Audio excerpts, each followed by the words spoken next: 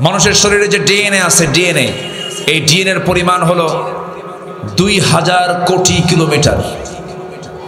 একটা মানুষের 2000 কোটি কিলোমিটার। আকিদুল ভাই, মানুষের ডিএনএর দৈর্ঘ্য হচ্ছে 2000 কোটি কিলোমিটার।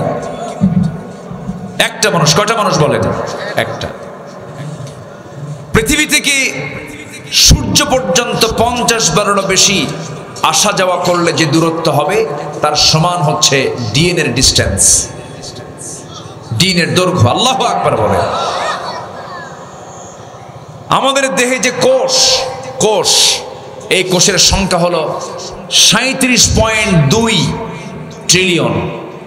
সেন্সরি রিসেপ্টর আছে হলো 110 মিলিয়ন। লোহিত রক্তকণিকার বিসি এটা আছে হলো 30 ট্রিলিয়ন। শুধুমাত্র মস্তিষ্কের নিউরন সংখ্যা হলো 100 বিলিয়ন। কেউ তো আল্লাহু আকবার বললেন না। কয় মানুষের কথা বলছি? একজন। আল্লাহ বান্দাকে আল্লাহ আমারে কি দিছে? আল্লাহ আমারে কি দিছে? সম্মানিত ভাইয়েরা, মানুষের দেহে যে ব্লাড ভেসেল আছে, ব্লাড রক্তের যে ভেসেল আছে, এটার দৈর্ঘ্য হচ্ছে 97,000 কিলোমিটার, যা 42 বিলিয়ন। আল্লাহু আকবার বলেন। সামান্য ইয়ারফোন, 2-3 হাত ইয়ারফোন পকেটে তুলে পরে প্যাঁচ লাগে, প্যাঁচ আটকে লেগে যায়। আর আমাদের ব্লাড ভেসেল হচ্ছে 97,000 কিলোমিটার লম্বা, কোনোদিন প্যাঁচ লাগলো না। জোরে বলে সুবহানাল্লাহ, আরো জোরে বলে সুবহানাল্লাহ। কে দিয়েছেন? আস্তে কে দিয়েছেন?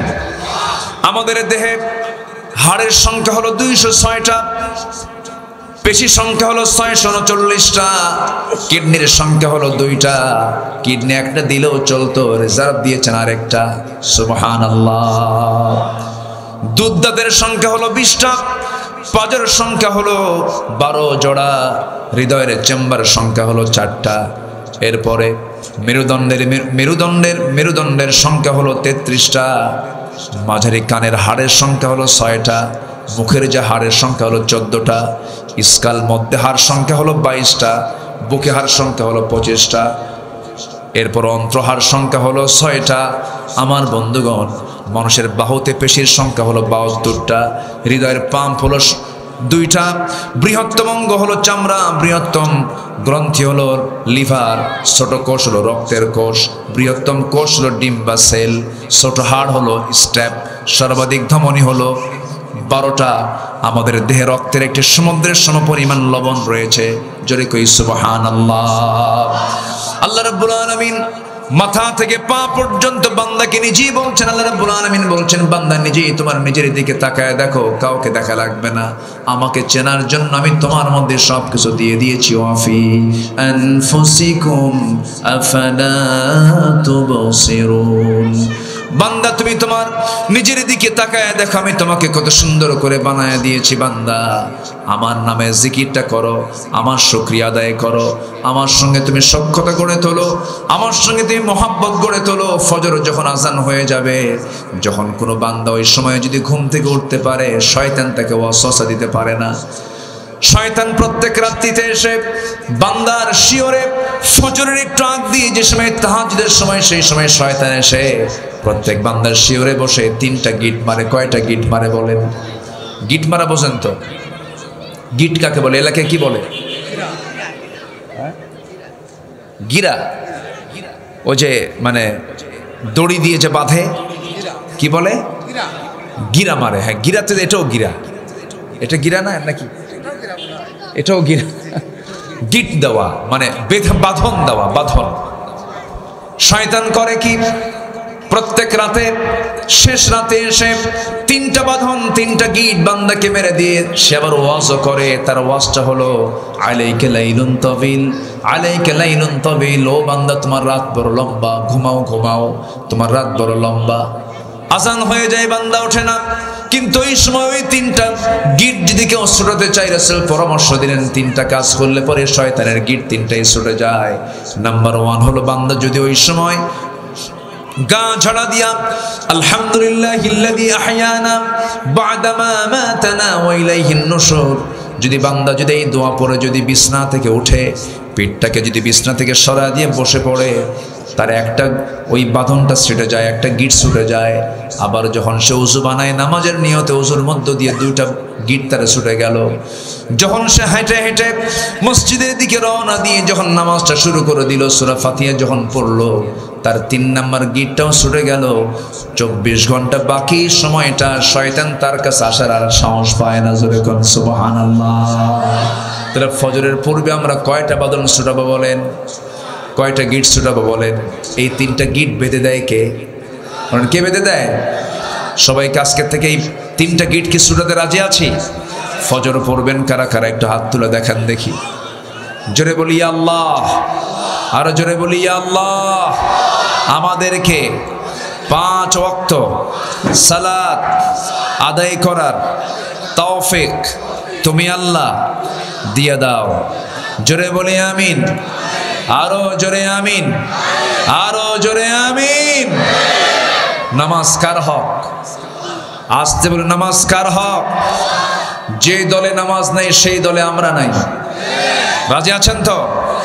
যে দলের কর্মসূচিতে নামাজের কর্মসূচি থাকে না, সেই দলের নেতৃত্বের মুখে আমরা থুতু মারি। মনে থাকবে তো সবার? আমার দেশে এমন দল আছে না নাই, যে দলের নেতাও নামাজ পড়ে না, কর্মীও নামাজ পড়ে না, এবং দলের কোনো নির্দেশনাও নাই যে নামাজ পড়ো। সম্মানিত ভাইয়েরা, যেখানে আল্লাহর হক নষ্ট হবে সেই জায়গায় আমার যাওয়ার কোনো দরকার নাই। নাম্বার 1 হচ্ছে যারা আল্লাহর কৃত ওয়াদা যারা পূর্ণ করবে। আল্লাহ পাক ওই সমস্ত বান্দাকে বিবেকবান বান্দা বলেছেন। বিবেকবান বান্দার পরিচয় হচ্ছে তার ওয়াদা কখনো ভঙ্গ হবে না। ওয়াদা কখনো ভঙ্গ হবে না, সে তার ওয়াদা পূর্ণ করবে। 1 নম্বর ওয়াদা করে এসেছি আমরা রুহের জগতে। কার কাছে? আল্লাহর কাছে। বসেন, আমি কি শেষ করে দেব নাকি? আমার আলোচনা বুঝতে পারছেন তো সবাই? কারো কোনো কষ্ট নেই তো? বলি ইনশাআল্লাহ। 1 নম্বর ওয়াদা আমরা করেছি রুহের জগতে, কিন্তু এটা কি মনে আছে আপনাদের? মনে আছে? আমরা যে ওয়াদা করে আসছে, হ্যাঁ তুমি আমার রব, মনে আছে আপনাদের? হ্যাঁ, এই মনে আছে কার? হাত তোলেন দেখি। মনে আছে আপনাদের? কি কর? আমার তো মনে নেই। রুহের জগতে আমাকে যে আল্লাহ প্রশ্ন করেছেন, আলাস্তু বিরব্বিকুম, আমি কি তোমার রব? হ্যাঁ তুমি আমার রব। এটা কি মনে আছে আপনাদের? কি কয়? হ্যাঁ, ভালো করে মনে আছে? জটিল ব্যাপার তো। আচ্ছা, মার দুধ খাইছেন, এটা কি মনে আছে? হ্যাঁ, বুঝলাম না কিছু। আচ্ছা, মার পেটের মধ্যে যে সিলিন্ডার মনে আছে? দেখছেন সেই সময়? তাহলে হালকা মনে আছে। মার পেটে ছিল, হালকা মনে আছে। আচ্ছা জি, বুঝতে পারছি। আমার সঙ্গে একটু মজা করতেছেন আপনারা। শোনেন, মার পেটে ছিলাম মনে নাই, মার দুধ খাইছি এটাও মনে নাই। 2 বছর বয়সে মনে থাকে? মনে থাকার কথা না তো।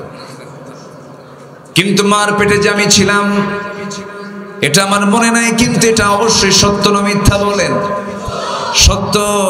দুধ পান করেছি, এটাও সত্য। এরপরে তেমনি আমি যে রুহের জগতে ছিলাম এটাও সত্য। আমাকে প্রশ্ন করা হয়েছিল, আলাস্তু বিরব্বিকুম, আমি কি তোমার রব নই? হ্যাঁ তুমি আমার রব। এই যে আমি ওয়াদা করে আসলাম দুনিয়াতে, আমি যদি সেই ওয়াদা রক্ষা না করি, এটা হচ্ছে 1 নম্বর ওয়াদা ভঙ্গ হলো। কার সাথে? আল্লাহর সঙ্গে যারা ওয়াদা ভঙ্গ করবে তারা হলো বিবেকহীন। এই দুনিয়া এমনি এমনি হয় নাই। এই দুনিয়াটা একজন সৃষ্টি করেছেন, তিনি আমার কে বলেন? আল্লাহ। তিনি সৃষ্টি করেছেন, এত সুন্দর করে আকাশ বানিয়েছেন, এত সুন্দর করে জমিন সৃষ্টি করেছেন। 2 জন ইলাহ হলে পরে লা ফাসাদাতা, গন্ডগোল লেগে যেত। 2 রব হলে পরে এক সূর্য নিয়ে মারামারি লাগতো। এক রব বলতো সূর্য পশ্চিম দিকে উদয় হবে, আর এক রব বলতো সূর্য পূর্ব দিকে উদয় হবে। গন্ডগোল লেগে যেত। এই পৃথিবী আসমান জমিনে যা কিছু আছে সব কিছুর রব একমাত্র একজন, তিনি আমার কে? আরো জোরে, তিনি আমার কে? সম্পর্ক করব আমরা কার সাথে? আসতে বলবেন না, কার সাথে? আল্লাহর সাথে। তিনি আমার সব, তিনি আমার প্রথম, তিনি আমার শেষ, তিনি আমার প্রকাশ্য, তিনি আমার গোপন। হুয়াল আউয়ালু ওয়াল আখিরু ওয়াল যাহিরু ওয়াল বাতিন ওয়া হুয়া বিকুল্লি শাইইন আলীম। জোরে বলুন আল্লাহু আকবার। সাহাবীরা তাদের জীবনের যত কাজ করেছেন এর মধ্যে সবচেয়ে বড় কাজ হলো আল্লাহর মহব্বত করতে গিয়ে দুনিয়ার সবকিছু তারা উৎসর্গ করে দিয়েছেন। দুনিয়ার কোনো কিছুর মায়ের জালে তারা পড়েন নাই। বউ ছেড়ে দিয়েছেন, সন্তান ছেড়ে দিয়েছেন, পরিবার ছেড়ে দিয়েছেন, ব্যবসা ছেড়ে দিয়েছেন, সমাজ ছেড়ে দিয়েছেন। ইমানকে রক্ষা করতে গিয়া বাড়ি পর্যন্ত ছেড়েছেন, হিজরত পর্যন্ত করেছেন। আল্লাহ রাব্বুল আলামিন ওই সমস্ত সাহাবীদের ব্যাপারে নিজে ঘোষণা দিয়েছেন, রাদিয়াল্লাহু আনহুম ওয়া রাদু আন যালিকা লিমান খাশিয়া রাব্বাহ। জোরে বলুন আল্লাহু আকবার। কেন খুশি হয়েছেন? যে এক নম্বর কাজ তারা করেছেন সেটা হলো আল্লাহর সঙ্গে যে কৃত অঙ্গীকার, যে অঙ্গীকার ছিল, যে ওয়াদা ছিল, সে ওয়াদা তারা অক্ষরে অক্ষরে পালন করেছেন। আমার নবীজি মক্কা ছেড়ে মদিনার দিকে আসতেছেন, সাহাবায়ে কেরাম বললেন, ইয়া রাসূলুল্লাহ, ব্যবসার দরকার নাই। আব্দুর রহমান ইবনে আউফ শত শত কোটি টাকার মালিক, ব্যবসা ছেড়ে দিয়ে নবীর সঙ্গে রওনা দিলেন। আরো শত শত সাহাবীরা বউ পরিবার সব ছেড়ে দিলেন। হুজুর, আমার বউ তো দিন গ্রহণ করে নাই, আমি আমার পরিবার ছেড়ে চলে আসছি। সন্তানরা দিন মানে নাই, সব ছেড়ে চলে আসছে। পরিবারের মায়া, ব্যবসার মায়া, সব মায়া ছেড়ে সব মদিনার দিকে রওনা করেছেন। আমার নবীজি যখন মদিনায় হিজরত করে এসেছেন, একটা দম্পতি ছিল। সেই দম্পতি হলো আবু সালমা এবং উম্মে সালমা। এই দম্পতি দারুণ মিল ছিল, সুখের সংসার ছিল। রাসূল যখন মক্কা থেকে মদিনায় হিজরত করলেন, হিজরতের কথা শোনা মাত্রই আবু সালমা উম্মে সালমা দুজন মিলেই বলছেন, চলো আমরা দুজন মিলে রওনা দেই মদিনার দিকে। হঠাৎ করে সংবাদ যখন পরিবারের কাছে যখন চলে গেল, উম্মে সালমার বাপ মা উম্মে সালমাকে স্বামীর কাছ থেকে জোরপূর্বক নিয়ে চলে গেল। আবার আবু সালমার ভাইরা তার বড় একটা ছেলে ছিল, ছোট্ট ছেলে, সেই ছোট্ট ছেলেটাকে তারা নিয়ে চলে গেল জোরপূর্বক। আবু সালমা মুস্কি মুস্কি হাসি মেরে বলছেন, আল্লাহর সঙ্গে যে ওয়াদা করেছে সে ওয়াদা তো কখনো ভঙ্গ করতে পারবো না। আল্লাযীনা ইউফুনা বিআহদিল্লাহ, আল্লাহর সঙ্গে ওয়াদা ভঙ্গ করা যাবে না। আমার সন্তান তোমরা ছিনিয়ে নিয়েছো, নিয়ে যাও। আমার বউকে তোমরা জোরপূর্বক রেখে দিয়েছো, রেখে দাও। দুনিয়ার সব দরবার ছাড়বো, কিন্তু আমি আমার আল্লাহ এবং নবীজির দরবার আমি কখনো ছাড়বো না। হিজরত করলেন, মক্কা থেকে একাই রওনা করলেন। দুনিয়ার সব মোহ ছেড়ে দিয়া, স্ত্রী পরিবার পরিজন সবকিছু ছেড়ে দিয়া রওনা দিয়েছেন। মদিনায় পৌঁছে গেলেন। উম্মে সালমাকে আটকে রাখলো তার বাপ মা। 9টা মাস 10টা মাস চলে গেল, 1 বছর প্রায় চলে গেল। উম্মে সালমা স্বামীর কথা মনে হয়ে গেছে। সন্তানকে লুকায়া, সন্তানকে চোখের ফাঁকি দিয়া, সন্তানকে সঙ্গে করে নিয়ে কোন এক রাতের আধারে তিনি রওনা দিয়েছেন। রওনা দিয়ে মদিনা পর্যন্ত পৌঁছে গেছেন। সহি বর্ণনা, মদিনায় যখন পৌঁছে গেছেন, মদিনার মসজিদ থেকে আজান শুরু হয়ে গেছে। সাইয়েদনা বেলাল আজান দিয়েছেন। নামাজ শেষ হয়েছে, ফজরের নামাজ দায়িত্ব পালন করেছেন আমার নবীজি, মুহূর্তের দায়িত্ব পালন করেছেন। নামাজ শেষ হওয়া মাত্র একটা ঘোষণা আসলো, আসসালাতু আলাল মাইয়িত, একটা মৃত্যুর নামাজ হবে, মৃত্যুর জানাজা হবে। একটা মৃত ব্যক্তি ইন্তেকাল, একজন ব্যক্তির ইন্তেকাল হয়েছে, মৃত ব্যক্তির জানাজা শুরু হবে। সেই মৃত ব্যক্তির নামটা বলে ফেললেন, আবু সালমা আজকে দুনিয়া থেকে বিদায় নিয়েছেন। এই সংবাদ যখন উম্মে সালমার কানে যখন চলে গেছে, উম্মে সালমা শুনলেন, কিন্তু অস্বস্তি হলেন না, অস্থির চিত্ততা দেখালেন না। বুকে তার প্রচন্ড কষ্ট হচ্ছিল। হারে 1 বছর দেখি না আমার স্বামীর সঙ্গে দেখা করার জন্য মদিনা পর্যন্ত আসলাম, অথচ আজকে সে ইন্তেকাল করলো, আজকে সে দুনিয়া থেকে বিদায় হলো। বারবার তিনি ইন্না লিল্লাহ বলছেন, বারবার ইন্না লিল্লাহ বলছেন। চিৎকার করে আফসোস করছেন না, বিলাপ করছেন না, মাতম করছেন না। কারণ মানুষ যখন মারা যায়, মাতম করাটা হালাল না হারাম? আজকে মাতম করাটা হালাল না হারাম? মাতম করা মানে আল্লাহর প্রতি নারাজ হয়ে যাওয়া। আপনার বাবা ইন্তেকাল করেছেন, বলবেন ইন্না লিল্লাহ। মা ইন্তেকাল করেছেন, বলবেন ইন্না লিল্লাহ। ছেলে ইন্তেকাল করেছেন, বলবেন ইন্না লিল্লাহ। মেয়ে ইন্তেকাল করেছেন, বলবেন ইন্না লিল্লাহ। বাবা ইন্তেকাল করেছেন, বলবেন ইন্না লিল্লাহ। যদি আপনি বুকে শুধু মাতম করেন, মাটি থাবড়ান, জিহ্বা কামড়ান, চিৎকার করেন, বিভিন্ন কথাগুলো বলেন। কারণ ওই বান্দার মৃত্যুর ফয়সালা কারো থেকে হয় না, মৃত্যুর ফয়সালা হয় একমাত্র কার পক্ষ থেকে। এই জন্য বলতে হবে ইন্না লিল্লাহ, বলেন ইন্না লিল্লাহ। এটা হলো সবচেয়ে বড় দোয়া। এর বাইরে কখনো বলা যাবে না আহারে ক্ষণজন্মা, আহারে কেমনে বললো, আহারে ওই জায়গায় না গেলেও হতো, আহারে কেমন করে দুনিয়া থেকে বিদায় হলো, এমন করে বলা মানেই আল্লাহর নারাজ হয়ে যাওয়া, আল্লাহ পাক নারাজ হয়ে যাওয়া। এই সমস্ত কথাগুলো উম্মে সালমা কিচ্ছু বললেন না, শুধু বলছেন ইন্না লিল্লাহ ইন্না লিল্লাহ ইন্না লিল্লাহ। আমার স্বামী চলে গেছে, আফসোস করছেন না, শুধু ইন্না লিল্লাহ বলছেন, দোয়া করছেন তার জন্য, আল্লাহ তুমি আমার স্বামীটাকে উত্তম জান্নাত দিয়ে দাও। এইদিকে আমার নবীর কানে সংবাদ চলে গেল, হুজুর আবু সালমাকে আমরা হারিয়েছি। উম্মে সালমা তো মদিনায় চলে এসেছে, তার স্বামী দুনিয়া থেকে বিদায় নিয়েছেন। রাসূল বলছেন উম্মে সালমার সামনে আমাকে নিয়ে চলো। তিনি গেলেন, এতিম একটা ছোট্ট সন্তান তার কোলে। রাসূল কেঁদে কেঁদে বলছেন উম্মে সালমা টেনশন করো কেন, আমার অনেক সাহাবী আছে, বিয়ের বন্দোবস্ত হয়ে যাবে, আর তোমার সন্তানটার ব্যাপারে কোনো টেনশন নাই, তোমার সন্তানের দেখাশোনার দায়িত্ব আমি রাসূল নিজের কাঁধে উঠায় নিলাম। আমার নবীজি কোনো শিশুকে দেখলে বড়ই অস্থির হয়ে যেতেন। ঈদের দিন আমার নবীজি এক বাচ্চাকে কাঁদতে কাঁদতে বেকারার অবস্থায় দেখতে পেলেন, সন্তানটাকে চট করে কোলের মধ্যে উঠায় নিলেন।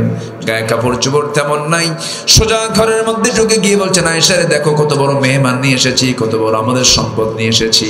এই যে আয়েশা দেখো সেই যে সন্তান, সন্তানের কান্না থামে না।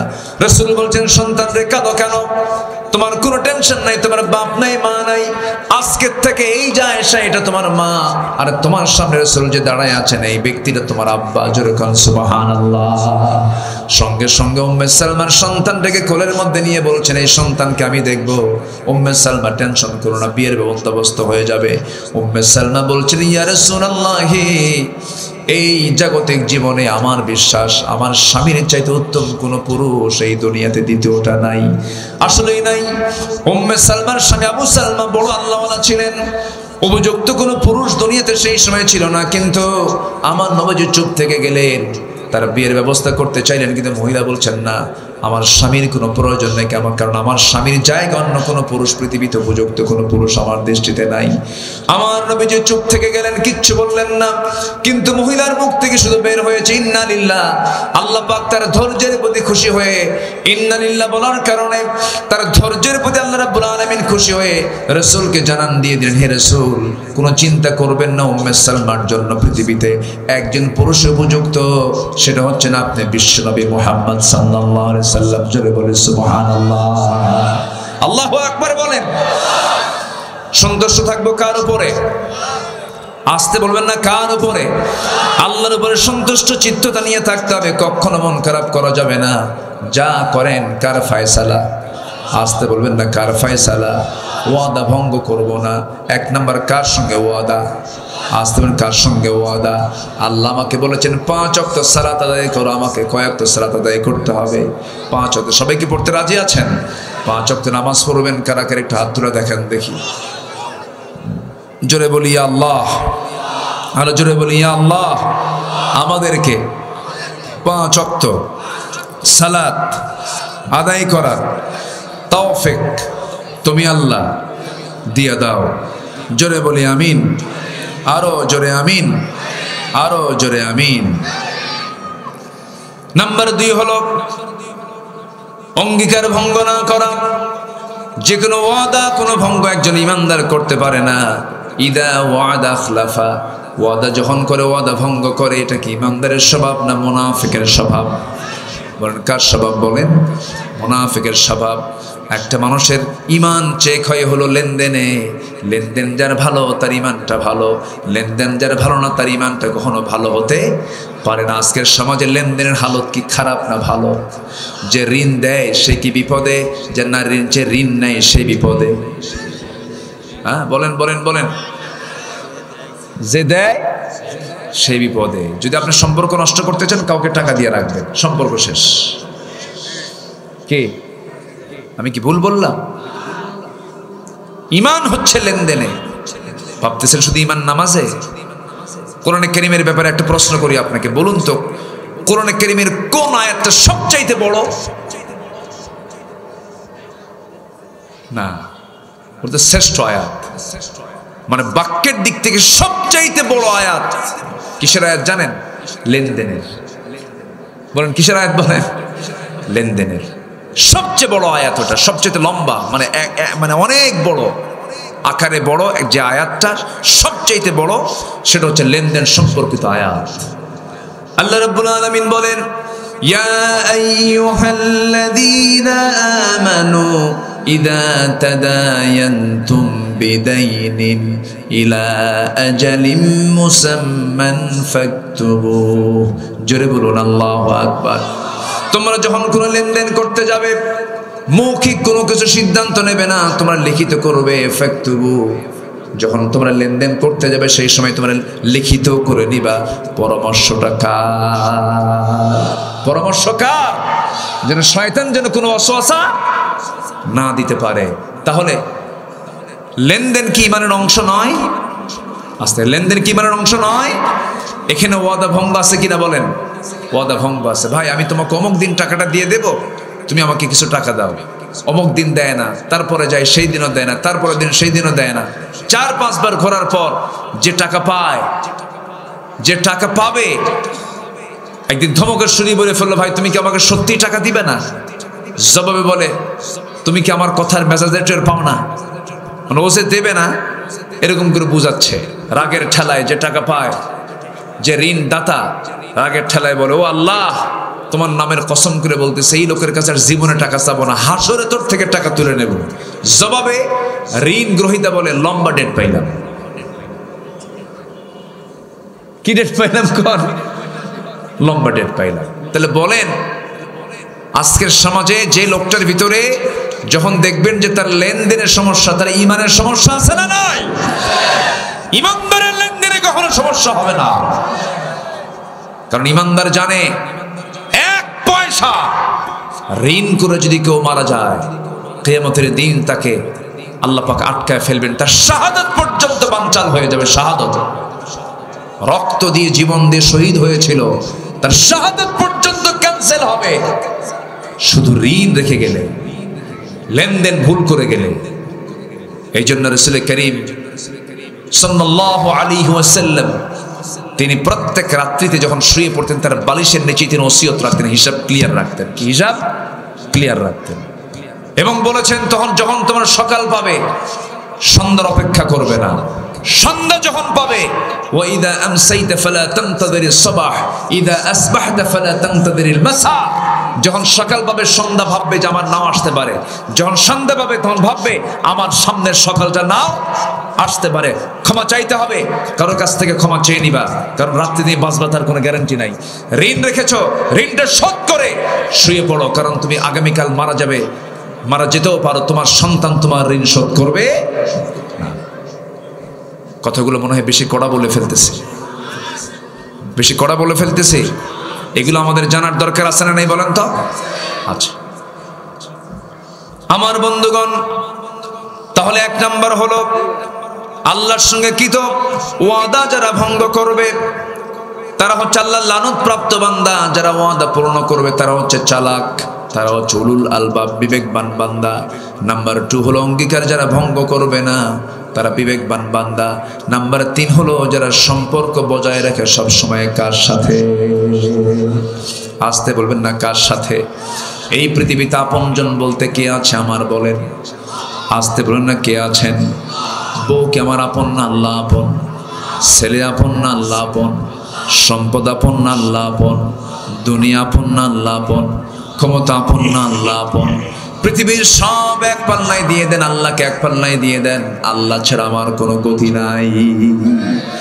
কোথায় যাবেন আপনি? আল্লাহর সাহায্য ছাড়া আমরা এক চুল পরিমাণ নড়তে পারবো না। এই জন্য আল্লাহর সঙ্গে আমরা সম্পর্ক গড়ার চেষ্টা করব। তবে সম্পর্ক গড়ার জন্য, আল্লাহর সঙ্গে সম্পর্ক তৈরি করার জন্য সবচেয়ে উত্তম মাধ্যম হলো শেষ রাত্রিবেলা সেজদায় পড়ে কান্নাকাটি করা। আল্লাহর সামনে যখন কাঁদবো আমরা লজ্জা নিয়ে কাঁদবো না বেহায়া হয়ে কাঁদবো? বলেন জোরে জোরে জোরে, লজ্জা নিয়ে না বেহায়া হয়ে কাঁদবো? বেহায়ার মতো কাঁদবো আমরা যত বেহায়া হব আল্লাহর সামনে, আল্লাহকে বলবো আল্লাহ জানি না এই ভুল করেছি, তুমি আল্লাহ আমাকে মাফ করে দাও। আল্লাহ অমুক দিন এই ভুলটা করেছে, আল্লাহ তুমি আমাকে মাফ করে দাও। পাপের কথা যে ব্যক্তিকে বলে বেড়ায় সে ভালো মানুষ হতে পারে না। পাপের যত কথাগুলো আছে সব পাপগুলোকে আমি সব বলে দেবো কার কাছে? আল্লাহর কাছে বলবো আল্লাহ অমুক দিন অমুক ভুলটা করেছি, অমুক দিন অমুক পাপটা করেছি, অমুক পাপ কাজে জড়িয়ে পড়েছি, আল্লাহ তুমি আমাকে মাফ করো। তুমি যেমন দুনিয়াতে আড়াল করে রেখেছিলা, হাসরে আমার জন্য আড়াল করে রেখে দিও। আমার হিসাবটা তুমি বড় আল্লাহ জটিল করে দিও না। আল্লাহুম্মা হাসিবনি হিসাবান ইয়াসিরা ইয়া মুকাল্লিবাল কুলুব সাব্বিত কলবি আলা দীনিক। আমার ভাইরা, আমার নবী যখন কাঁদতেন, সহিহ হাদিসের বর্ণনা, আমার রাসূল যখন কাঁদতেন পানি সিদ্ধ হলে পরে যেমন টকবক টকবক আওয়াজ করে আমার নবীর সেজদার মধ্যে যখন কান্না শুরু হয়ে যেত, সিদ্ধওয়ালা টকবকে পানির মতো আমার নবীর মুখ থেকে আওয়াজ বের হতো। এত কাঁদতেন তিনি। একজন ইমানদার বান্দার বৈশিষ্ট্য হলো তার প্রত্যেকটা দিন তার চোখ থেকে কার ভয়ে চোখ পানি বের হবে? আল্লাহর ভয়ে চোখ থেকে পানি বের হবে।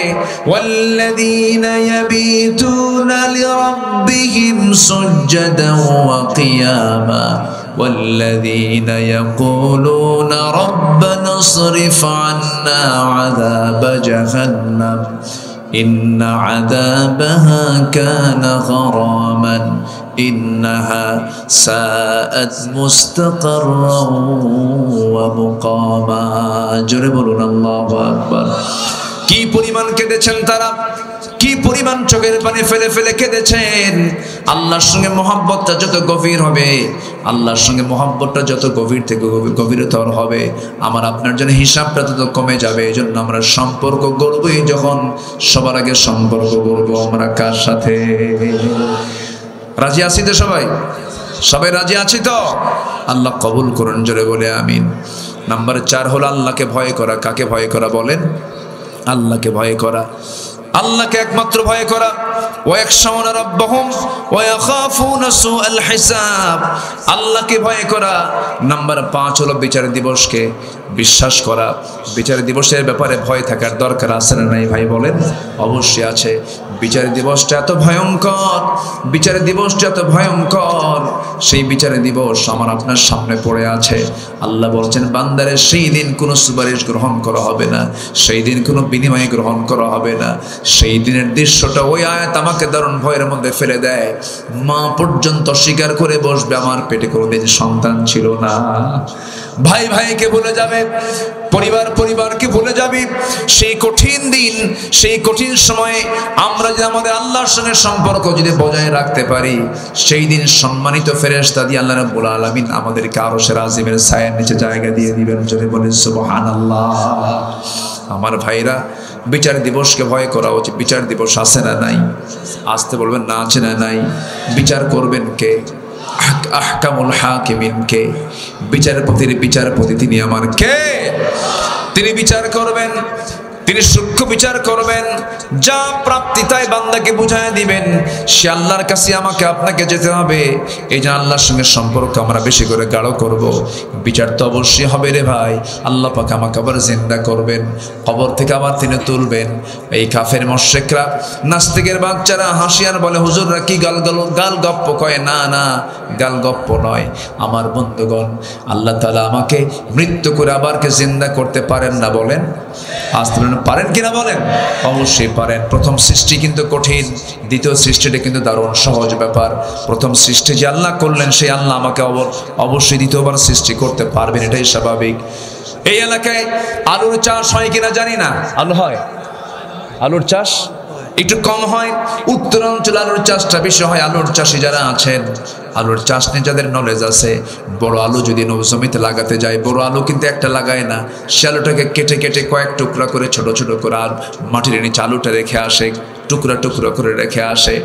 ছোট আলু হলে পরে ছোট্ট আলুগুলো ওই মাটির নিচে দিয়ে দিল। 1 মাস 2 মাস 3 মাস পর সেখান থেকে গাছ হলো, সেখান থেকে আরো কিছু আলুর জন্ম হলো। যে আলুটা জমিতে লাগাইছে 2 মাস পরে যে আলু লাগানো আলু, সে আলু কি থাকে না মাটি হয়ে যায়? মাটি হয়ে যায়। ওই আলুটা মাটির সঙ্গে পচে যায়। কিন্তু ওই আলু থেকে আরো 7টা 8টা 10টা 12টা পর্যন্ত বহু আলু আল্লাহ যদি পয়দা করতে পারেন, আমার আপনার চোখের সামনে এত বড় প্রমাণ, সে আল্লাহ কি আমার আপনার মৃত্যুর পরে ওই মাটিতে আমার লাশ রেখে ওটাকে মাটির সঙ্গে মিশায় দিয়ে আবার কি তিনি আলুর মতো জীবন দিতে পারেন না? তিনি কে? এই বিশ্বাস যার যত গাঢ়, তার বিবেক তত মজবুত থাকবে। সে বিবেকবান। উলুল আলবাব, ইন্নামা ইয়াতাযাক্কারু ইল্লা উলুল আলবাব। আল্লাহ কবুল করুন, জোরে বলি আল্লাহু আকবার। ইন্নামা ইয়াতাযাক্কারু উলুল আলবাব। নাম্বার 5 হলো, নাম্বার 6 হলো সন্তুষ্ট চিত্তে সবর ধরা আল্লাহর প্রতি। সবর 3 প্রকার: সবরু আলা তাআ, সবরু আনিল মাসিয়া, সবরু আলাল ইকদার। ধৈর্য শুধু এরকম না যে খালি বললি হলো আমি খুব ধৈর্যশীল। ধৈর্যের ফলাফল হলো বিপদে পড়ে তার অবস্থা কি, তখন বোঝা যাবে তার ধৈর্যটা কি। ঠিক কিনা? খেলে বললে ভাই আমার খুব প্রচন্ড ধৈর্য আছে, এটা বললে হবে না। বিপদ আসার পরে ওই অবস্থায় তার ভূমিকা কি? ধৈর্য। আল্লাহ পাক প্রত্যেককে ধৈর্যশীল হওয়ার তৌফিক দান করুন। ইমানদার অধৈর্যশীল হয় না, ধৈর্যশীল হয়। যখন আপনি ধৈর্য হারিয়ে যখন রেগে যাবেন, তখন আপনার ইমান থাকবে না, ঝুঁকিপূর্ণ হবে, ঝুঁকিপূর্ণ হয়ে যাবে। ইমান যখন তখন টলমলো করবে, যে কোনো সময় ইমান হেরে যাবে, ইমান শয়তান ছো মেরে নিয়ে চলে যাবে। ইমানদার কখনো অস্থির চিত্ততা নিয়ে ধৈর্যহীন হতে পারে না। নাম্বার 7 হলো, আল্লাহ পাক নাম্বার 7 নিয়ে এসেছেন হলো নামাজ। ওয়াল্লাযীনা সাবারু বিতিগাআ ওয়াজহি রাব্বিহিম ওয়া আকামুস সালাতা। যারা নামাজ কায়েম করবে, যারা কি কায়েম করবে বলেন তো? নামাজ কায়েম করবে। আমরা কি সবাই নামাজ পড়বো না ইনশাআল্লাহ? এবং যারা দান করবে, ওয়ানফাকু মিম্মা রাযাকনাহুম সিররান ওয়া আলানিয়াতান। এবং যারা গোপন এবং প্রকাশ্যে দান করবে, কার পথে? আল্লাহর পথে। দান রাসূল এমন পরিমাণ করতেন, প্রবাহিত মানে বাতাসের মতো। বাতাস যেমন চলতেই থাকে, থামাথামি নাই, ঠিক তেমন আমার রাসূল যখন দান করা শুরু করতেন থামতেন না, শুধু দিতেন আর দিতেন, শেষ পর্যন্ত তার কাছে কিছুই থাকতো না। আল্লাহু আকবার বলে। যারা গোপন প্রকাশ্যে যারা দান করবে, সব কিছু না কিছু অংশ? বলেন আমাকে আপনাকে আল্লাহ যে দান করতে বলেছেন, সব না কিছু? বলেন বলেন বলেন বলেন। সব না কিছু? সব না কিছু, কিছু অংশ। ওমিম্মা রাযাকনাহুম ইউনফিকুন। আমি তোমাকে যে রিজিক দিয়েছি তা থেকে কিছু অংশ তুমি দাও। কার কথা? আল্লাহর কথা। যারা দান করে তারা বিবেকবান, তাদের সেন্স ভালো, তারা একমাত্র আল্লাহ তাআলার উপদেশগুলো শুনতে পারে। আচ্ছা, নাম্বার 9 হচ্ছে ভালো কাজের দ্বারা মন্দ কাজকে প্রতিহত করা।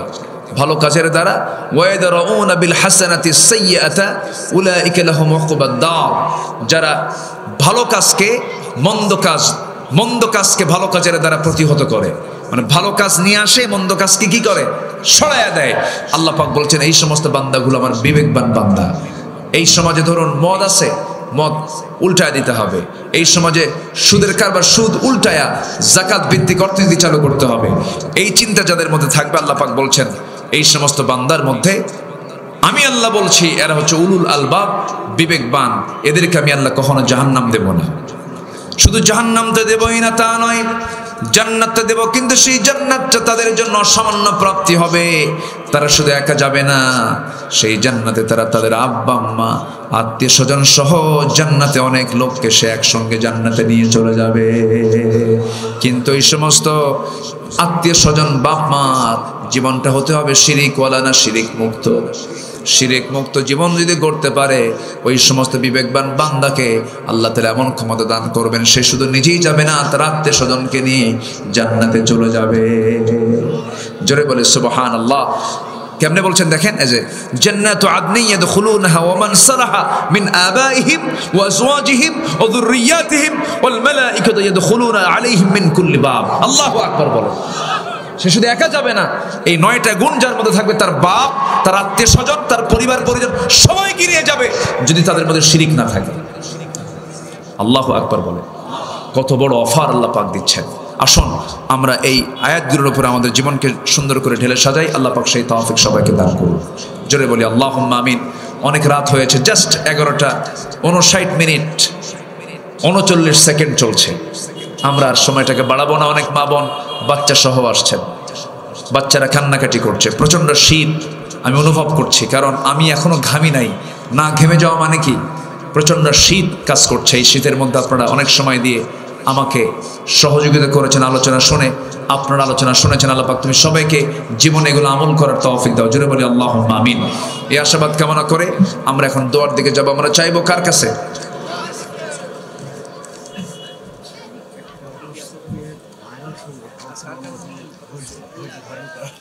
জি, আমি তো যেতে বলি না, আমরা দোয়া করি একসাথে দোয়া করে যাই। আব্বা আম্মা আত্মীয় স্বজন সবাই অনেকের দুনিয়া থেকে বিদায় নিয়েছেন। আমরা সবার জি আমরা সবাইকে নিয়ে আমরা একসঙ্গে দোয়া করে এরপর আমরা এখান থেকে বিদায় নেব। জোরে বলি ইনশাআল্লাহ। অনেকে গজল শুনতে চেয়েছেন না? আচ্ছা দেখা যাক। জি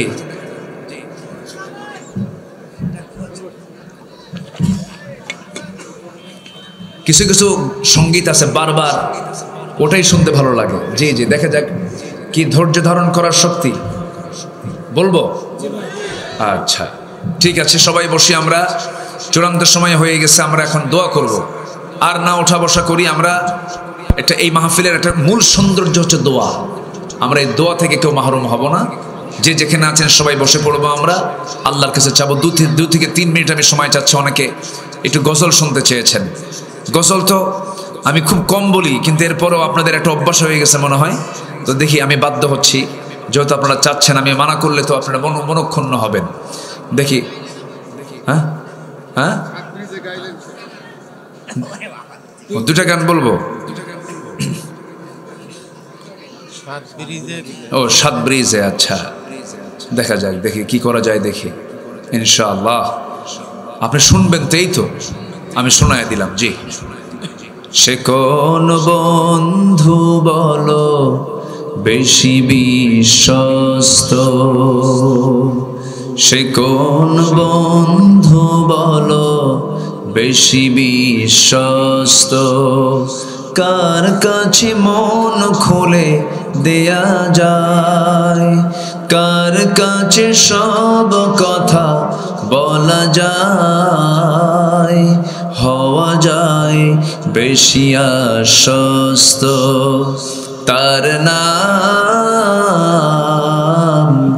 আহমদ বড় বিশ্বস্ত, আহমদ বড় বিশ্বস্ত। যেজন কখনো ব্যথা দিতে জানে না, যেজনকে বলি মুছে দেয় বেদনা। রাসূল কি কখনো আমাদের ব্যথা দিয়েছেন, কোনো কষ্ট দিয়েছেন? যেজন কখনো ব্যথা দিতে জানে না, যেজনকে বলি মুছে দেয় বেদনা। হৃদয়ের হাহাকার আপন করে নিতে আর কার বুক এত প্রশস্ত। তার নাম আহমদ বড় বিশ্বস্ত, আহমদ বড় বিশ্বস্ত। মহানবী বলে তারে কেউ বা ডাকে, আমি ডাকি প্রিয়তম।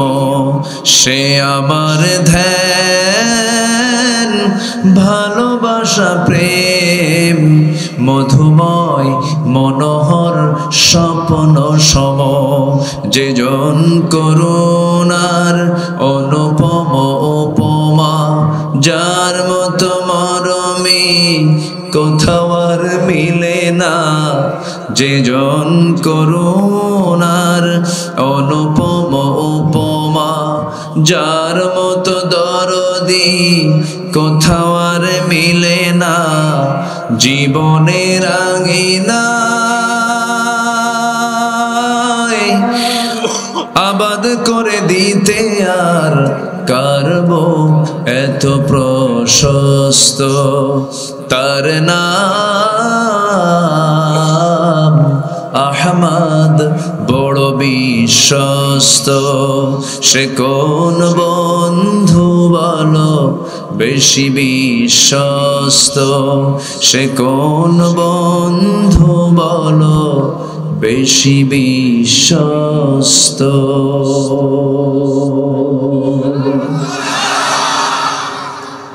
ওকে, আরো শুনবেন। রাসূল আমার ভালোবাসা, রাসূল আমার আলোসা, রাসূল আমার প্রেম বিরহের মূল আলোচনা,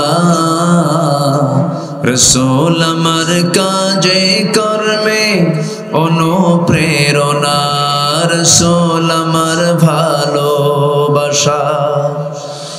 যখন দারুণ দুঃখ নামে আমার জীবন জোড়ে, বিপদ আপদ মুসিবতে মরি পড়ে পড়ে, তখন তোমার শৈশব কৈশোর যোগাই সান্ত্বনা, রাসূল আমার কাজে কর্মে অনুপ্রেরণা, রাসূল আমার ভালোবাসা। কত রকম রাজার নীতি প্রজার নীতি দেখলাম, দুঃখ হয় রে দুঃখ ছাড়া আর কিছু না পেলাম। কত রকম রাজার নীতি প্রজার নীতি দেখলাম, দুঃখ হয় রে দুঃখ ছাড়া আর কিছু না পেলাম। তাই তো শুধু মনে পড়ে সোনার মদিনা, রাসূল আমার কাজে কর্মে অনুপ্রেরণা, রাসূল আমার ভালোবাসা। নেতার মতো নেতা যখন পাই না কোথাও খুঁজে, কাঁদি শুধু কাঁদি হায় রে এই দুটি চোখ বুজে, তখন তোমার শরণ আমায় দেয় যে সান্ত্বনা।